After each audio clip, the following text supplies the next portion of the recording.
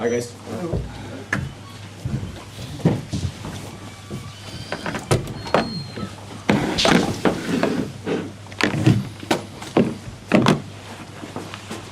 Okay guys, we'll start Simon.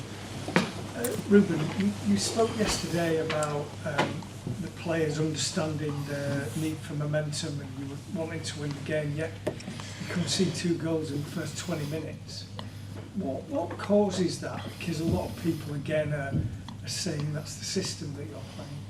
It's always the same. That when you lose, when we win is not the system. When you lose is the system. I understand that.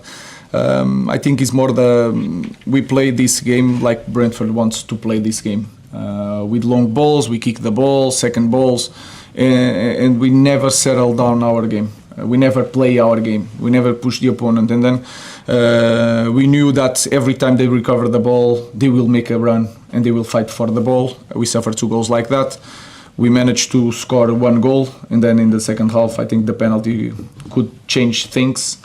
But overall view of the game, we never settled down into long possessions, long control of the game. We're never there, so we lost.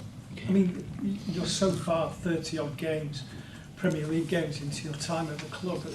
It feels quite basic, the things that are not happening. I know, guys. We talk about this every time our team lose. We need to work on a lot of things. And again, today, my biggest concern is we didn't settle down the game. In the final third, we miss a lot of crosses. We suffer goals in transition that we knew during the week and work on that. So that is the things that we need to improve. Okay, Andy and then Samuel. So how does it change? How do you get some consistency from this squad? So work on everything. The frustration is that every goal, the goals today, we work on that during the week. That is frustrating. We can do better with the ball. We can have more control. We can understand that sometimes when the decisions are not in your favor, the momentum is not in your favor, we can control the ball. We can settle down the game, and that is something that I know this team can do. But when everything, the moments, the penalty, the foul before the first goal, all these things are against us. We need to have more personality to control the games, calm down the games, and then to play better. I'm sure you're not suggesting that the referee's decision contributed to the final result, but were you disappointed that Collins wasn't sent off for the tackle? No, I'm not. I'm just saying that to explain that sometimes the decisions are not in your favor, and that can happen. And we have the ability and the capacity to control the game, to calm down the game. We didn't do that today, and then you guys have the ability to make your decision with that, your opinion of that decision. The referee told me that Brian was not in control of the ball. I think he was not in control of the ball because he was pulled.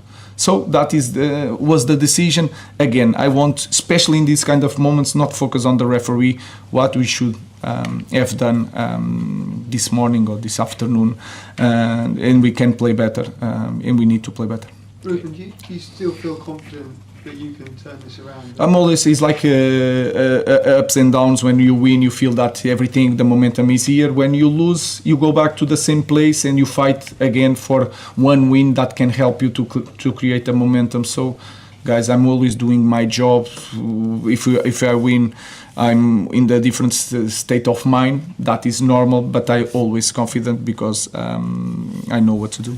Okay, Rob, and then last question for Chris. You've always taken a lot of responsibility on your own shoulders and not wanting to blame the players, but there's been an awful lot of individual mistakes today. And do you ever feel like the players maybe aren't taking the responsibility themselves because there's an awful lot of pressure being placed on you, but maybe not as much on? That is my job, and I'm not here just to protect the. No, I'm trying to do what is best for the club and the team, and I don't see a point because I see the guys training. I feel that sometimes in the games when things are really hard, they are not the same. But that is the pressure of the club. So I'm just thinking here, what is the best to win the next game? I'm not trying to protect the players or myself. I'm just trying to win the next game, create again the momentum. In that seat, and to try to be really objective in my analysis to the game. And today we play the game of Brentford, not our game. And when you play the opponent's game, it's harder to win the game in the end. Can you see a clear way forward now, and can you take this club forward? Because right now it feels like it's one step forward and one step back every single time. Guys, I cannot tell you more than that I say every time I lose the game. Sometimes and you see one team that performs really well and you see improvements, and then sometimes you have some games that you don't see that improvement that give you the confidence to say that Manchester United is going to get back. So it's always the same conversation. It depends of the next game.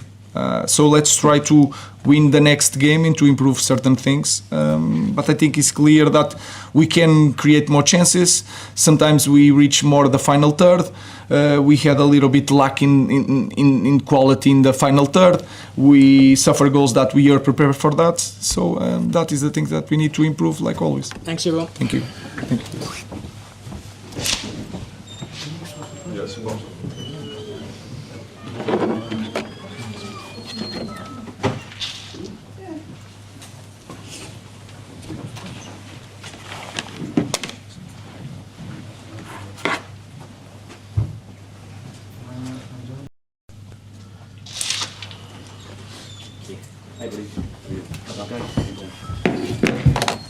Afternoon. Hey. Hello, everyone.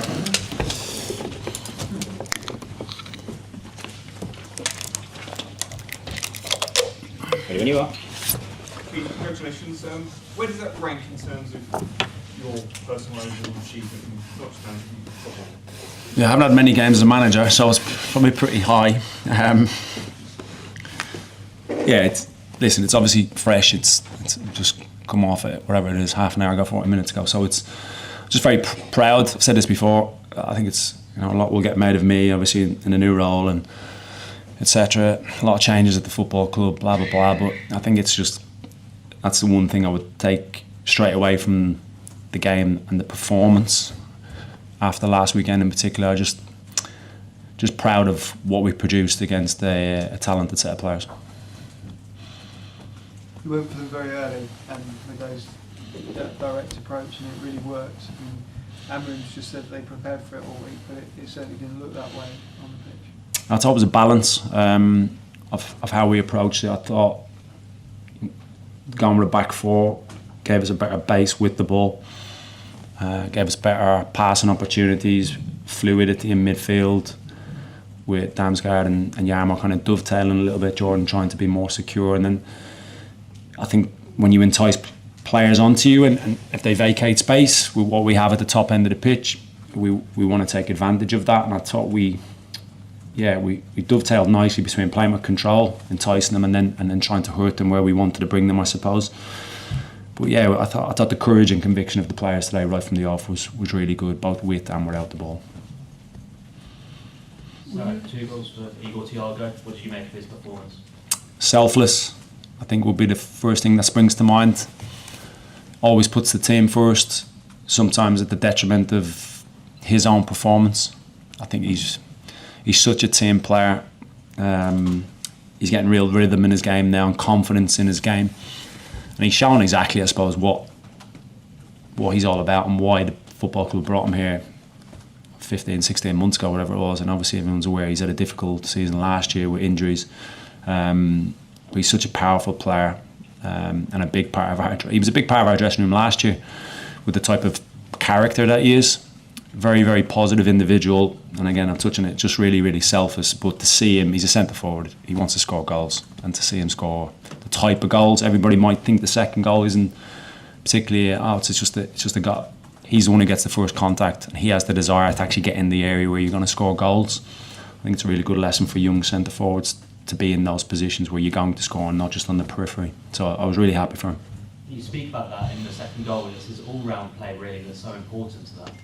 Yeah, spot on. Yeah, he gives us that base.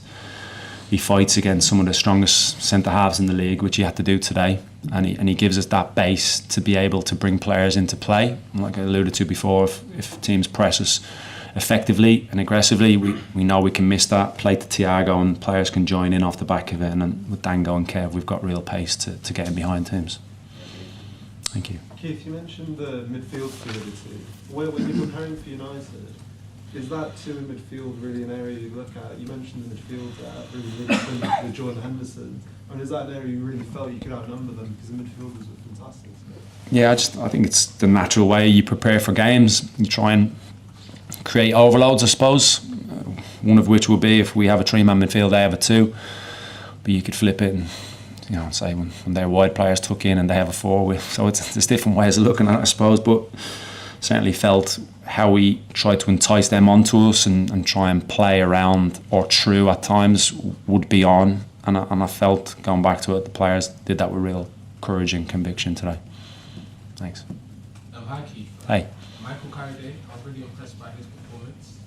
Still only 21 as well, on the mainstay in the team. How impressed were you by his performance and how good do you think he can be?